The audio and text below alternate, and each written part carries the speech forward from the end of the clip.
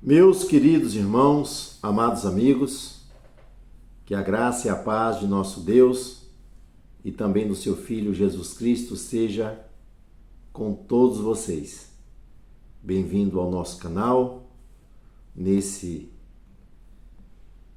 terceiro trimestre, estamos comentando sobre 2 livros da Bíblia que leva o nome de Mulheres.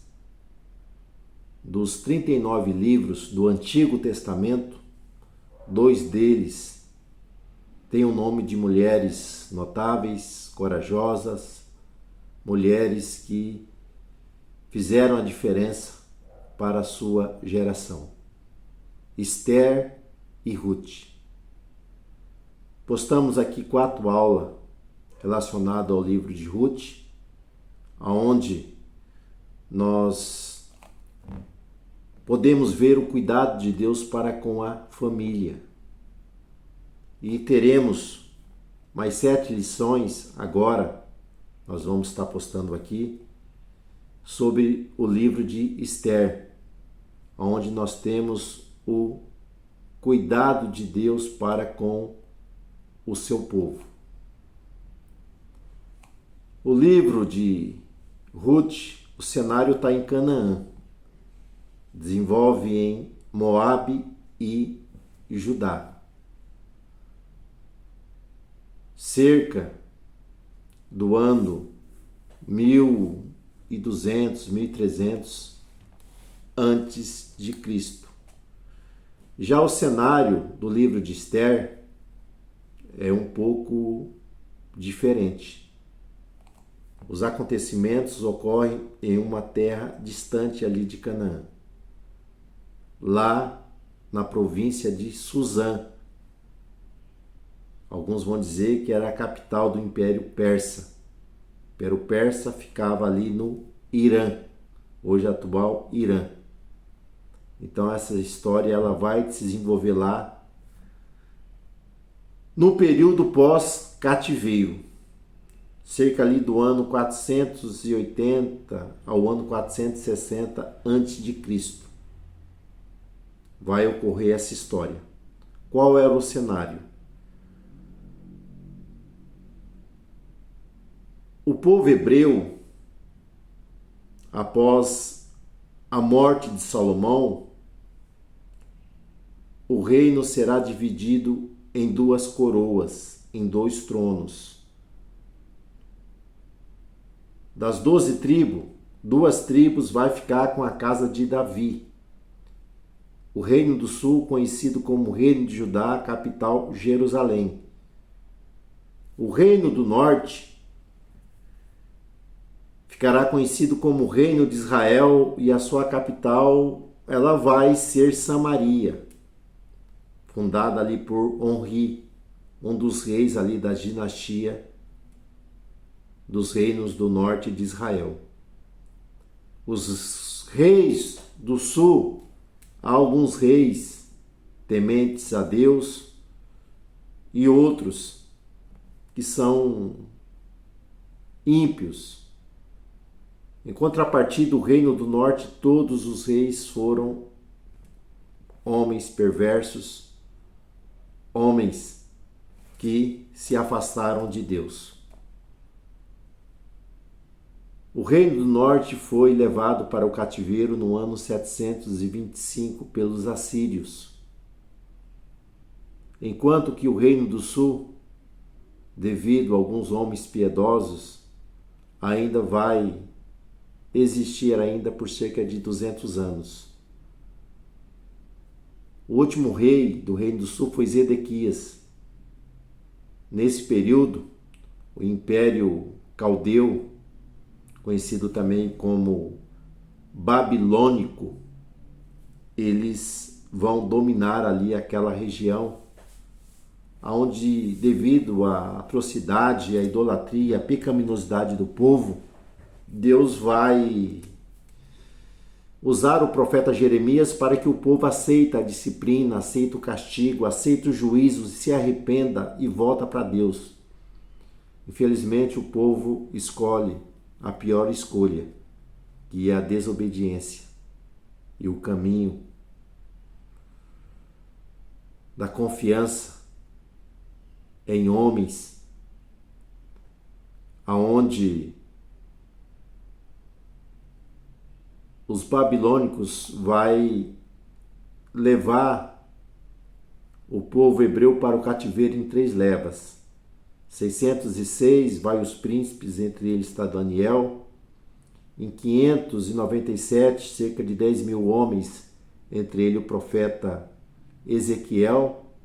E a última leva, aonde a cidade foi totalmente destruída, o templo, os muros, ali pelo general de Nabucodonosor chamado Nebuzaradã.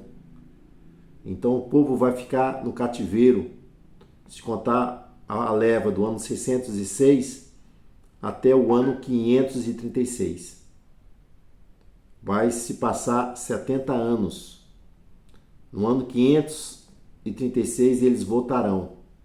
No ano 537, Ciro vai subjugar os caldeus, o Império Babilônico, e vai implantar um novo império, Medo-Persa. E ele vai fazer um decreto no ano 536 para que todo judeu pudesse voltar para a sua terra, para Jerusalém, para edificar o templo, para edificar a cidade. Nesse decreto, cerca de 50.000 pessoas voltarão para a sua herança, para a terra que Deus deu ali, a terra de Canaã. Segundo o nosso comentador, havia dentro do Império Persa cerca de 1 milhão de habitantes, judeus, pessoas, 1 milhão. Apenas 50.000 voltaram para a sua herdade, para a terra que Deus havia dado a eles.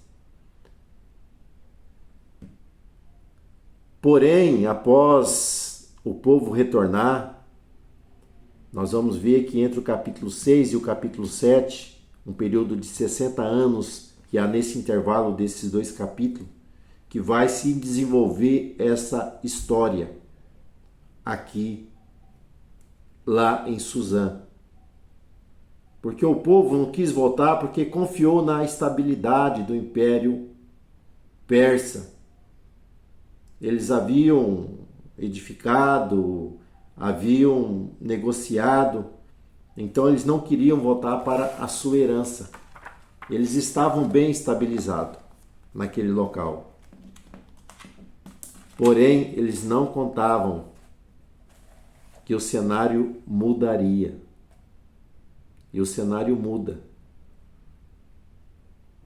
Aonde haverá o que? Um decreto dentro do Império Persa, um decreto para que no 12º mês,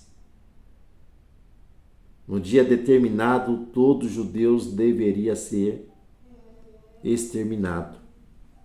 Olha só esse plano diabólico, satânico, maquiavélico, arquitetado por um homem para destruir o povo hebreu.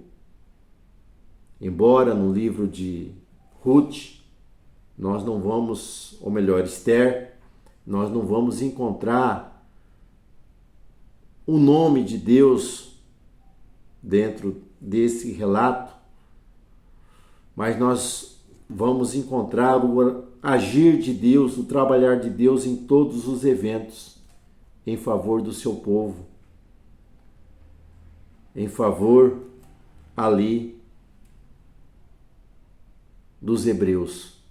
Embora eles não fossem merecedores, estavam ali desobedecendo uma ordem divina, mas nós vemos a misericórdia de Deus sendo estendida sobre eles, preservando para que eles não fossem mortos.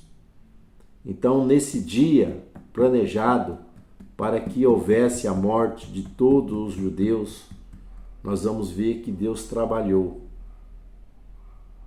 mudando o quê? O quadro. Nós vamos ver a providência divina. Então, o livro de Esther, ele era lido no dia do Purim. Esse termo significa lançar sorte. Então o ímpio, Amã, lançou sorte, marcando uma data, um mês e um dia para que o povo hebreu fosse destruído. Então ele lançou sorte, mas sabemos que as coisas nunca é sorte, sempre é a providência divina, porque Deus governa todas as coisas. Deus está no controle. Aquilo que era para ser uma destruição, Deus transformou em um grande livramento para o seu povo. Então o livro de Ruth, que dentro da Bíblia hebraica está enquadrado entre os 5 rolos. A Bíblia hebraica, ela é dividida em 3 seções. A Bíblia hebraica tem 24 livros.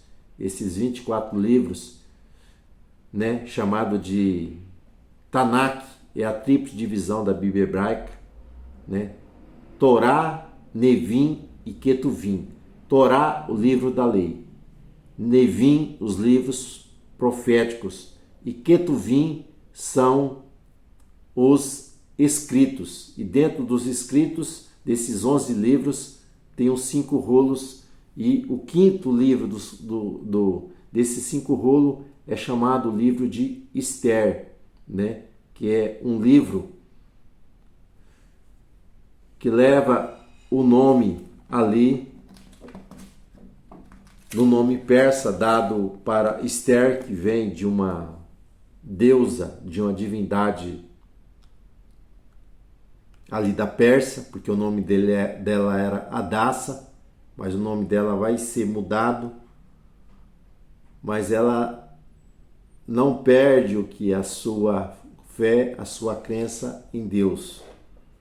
Mudaram o seu nome, mas não mudaram a sua identidade de uma serva fiel a Deus. Então, nas próximas aulas nós vamos estar comentando os capítulos, como se desenvolve esse resumo que eu estou passando aqui para vocês. Você que não é inscrito no nosso canal, você pode se inscrever, que assim que nós postarmos aqui um resumo, o YouTube vai te notificar e você poderá estar assistindo, aí aprendendo um pouco mais da palavra de Deus e sendo edificado. Então que Deus vos abençoe, Deus vos guarde. Até uma próxima oportunidade, Deus assim permitindo.